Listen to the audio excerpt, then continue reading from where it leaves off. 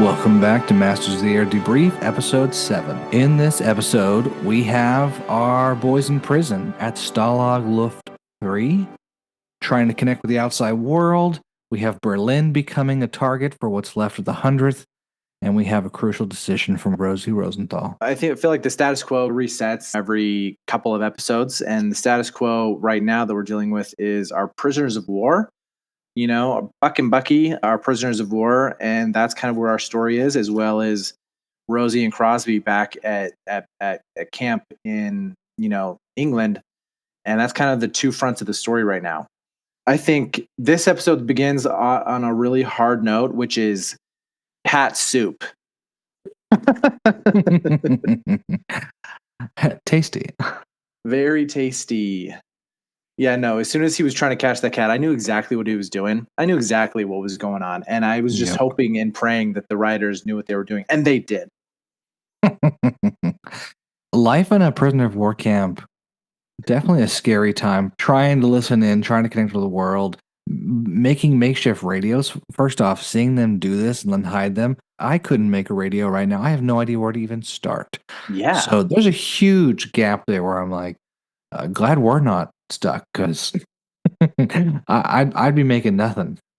I'd be making cat soup.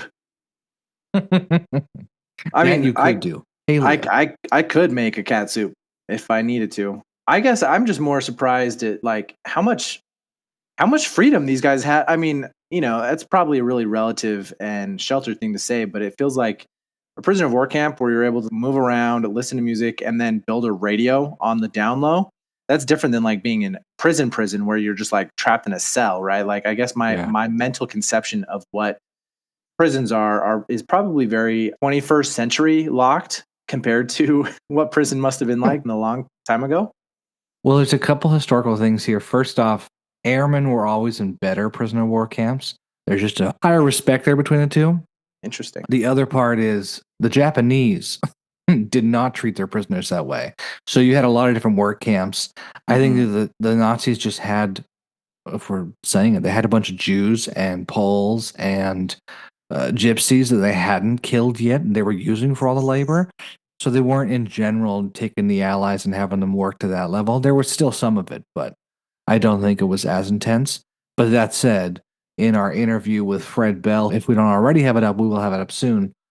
His uncle was in a prisoner of war camp, and it was so stressful, so scary watching people get shot next to him. He like had strokes and had a lifelong tic from what he saw and was experiencing there. So wow. So not all prisoner of war camps are created equal. No, definitely dependent. And we see that in this episode where the organizer of the camp is telling them, listen up.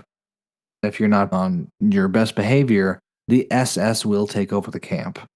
Outside of the camp, we have planes coming back. We see a depiction of Black Monday, which is March 6, 1944, where over 150 pilots from the 100th were lost that day. Oh my gosh. Airmen, rather, not just pilots. So we see 15 of these 30 planes returning. They're pulling out bodies of men who died up in the air. Screams, burns, faces melting. I mean, it was pretty horrific, especially watching the Germans shooting down the guys who were parachuting out. I know we talked about that a couple episodes ago, but this time we see more of it. And especially just seeing the younger crews with so many losses, it's really hard to watch and realize that's what was happening. It is, especially as far as, movie making here.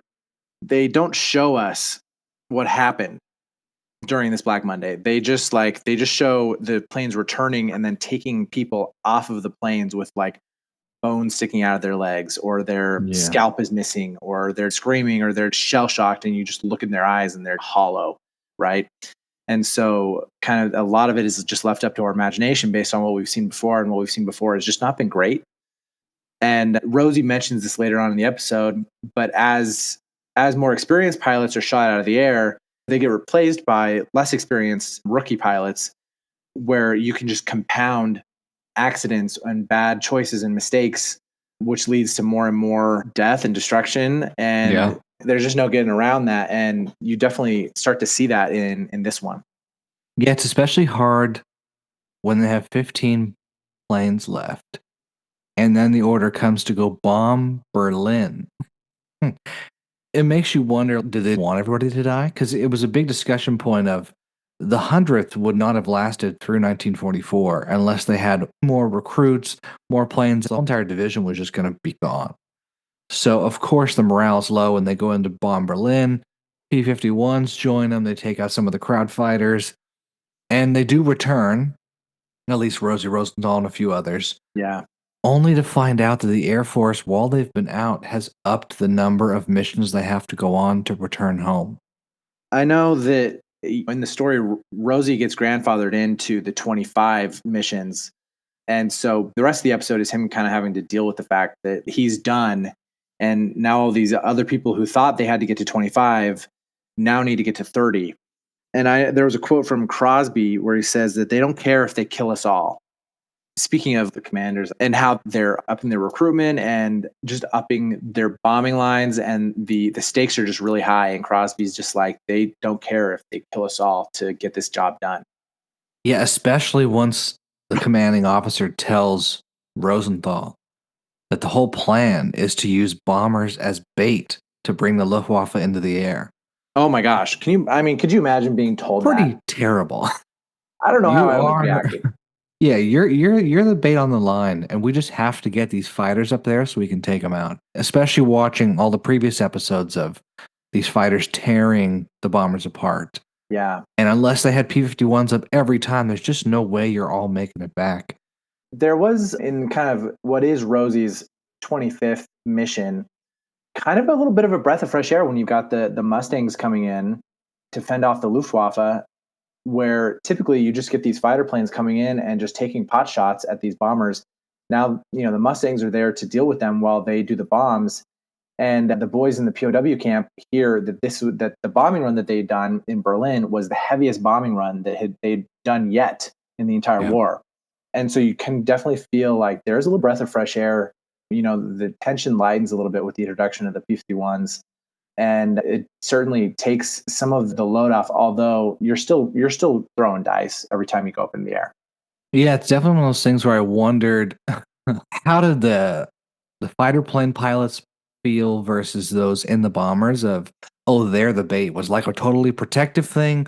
Was it a get every guy? I have no idea. But also crazy to think that, at least in my knowledge before this, I had not realized the timing of when all the aircraft had come out or were put into service. Mm-hmm. But I thought the whole time P-51s were there. I had no idea it was just bomber solo. And then, like you're saying, what a breath of fresh air to have escorts, fighter planes that weren't as agile as some of the German planes, but they had better speed here or there, or they had better armaments as far as machine guns go. So they do stand a chance in that fight. But on the other side, crazy thing that the Germans were like building jet propelled aircraft, the first jet propelled aircraft at the same time as we're just now getting P-51. So kind of crazy and amazing to see what we must have done as far as just sheer economic force and people to be able to stop them before they had a full fleet of jet aircraft. Yeah. I mean, speaking of timing of things, what I didn't understand was that all of this is taking place before D-Day. So I didn't understand that the invasion of Europe hadn't happened yet. And so, I definitely am understanding now why the urgency was put on these bombers to soften the landscape, the field of war up before the invasion got there. And their need to become the quote masters of the air and eliminate the Luftwaffe was so important for the upcoming ground invasion. And so I understand now kind of the dance of needing the urgency before the bombers became bait was the need to ready Europe for invasion. Yeah, it's fun how it ties back into Band of Brothers. And yeah, this is a year or more before that epic show of the men on the ground. Kind of crazy. Yeah. To realize.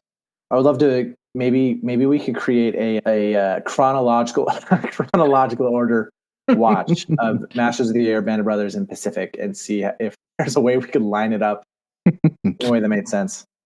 That'll be our next project. As soon as we finish this series, we'll do that. One thing at a time. Last thing, pretty harrowing moment towards the end of the episode where Bucky and Buck are realizing that all the Brits that have tried to escape, everybody who's been trying to escape is getting executed. There's no slap in the hand, you're doing harder work, you're just shot.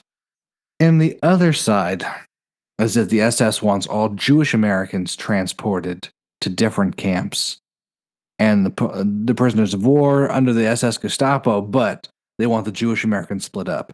That must have been a pretty terrifying moment of, you've already told this commanding officer your last name, probably your ethnicity or the guess from your last name, and now the SS says, let's split everybody up and send you off where you're supposed to go. I think what Masters of the Air and Band of Brothers did a really good job at is kind of portraying the reality that, you know, us here in the present, when we know about the Holocaust and we know about everything that was going on, it's easy for us to go back in time and be like, oh, of course they needed to do this because of what was happening to the Jewish people in Germany.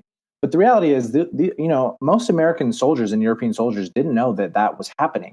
Oh. And you know, I remember watching the Band of Brothers for the first time, and then seeing the episode where they discover a concentration camp and being like, oh, they didn't know that was going on. That really puts a fire under their butts. And so to be in the prisoner of war camp and then be split up even further, you know, and to have your Jewish American prisoners go somewhere else. As the audience, we know why that's happening, but as characters, they have no idea what's going on behind that. They knew that they hated the Jews, but it's funny to read certain books and realize, like, oh, how much of the world knew and how much of high command versus anybody else and all the different aspects.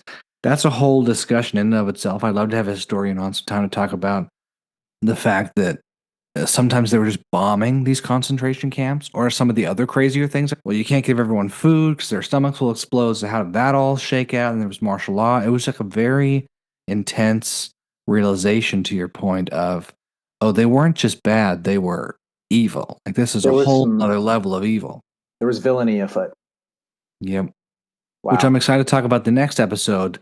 Yes. Where we do see the Tuskegee Airmen, them flying at the camps, everything else is there, because it brings in a different aspect that I don't think we always talk about. American attitudes and German, and how they tried to do a little deception here or there. But either way, I hope everyone enjoyed episode 7. And we're excited to talk about episode 8. If you haven't yet, listen to our episode with Rebecca Hutchinson, who is Harry Crosby's youngest daughter. That's up. And we also have another episode with Fred Bell, who is the managing director of the Palm Springs Air Museum. And we get into a good talk with him about B-17s and war stories and technology and how aviation and history have woven together. Awesome. Looking forward to it.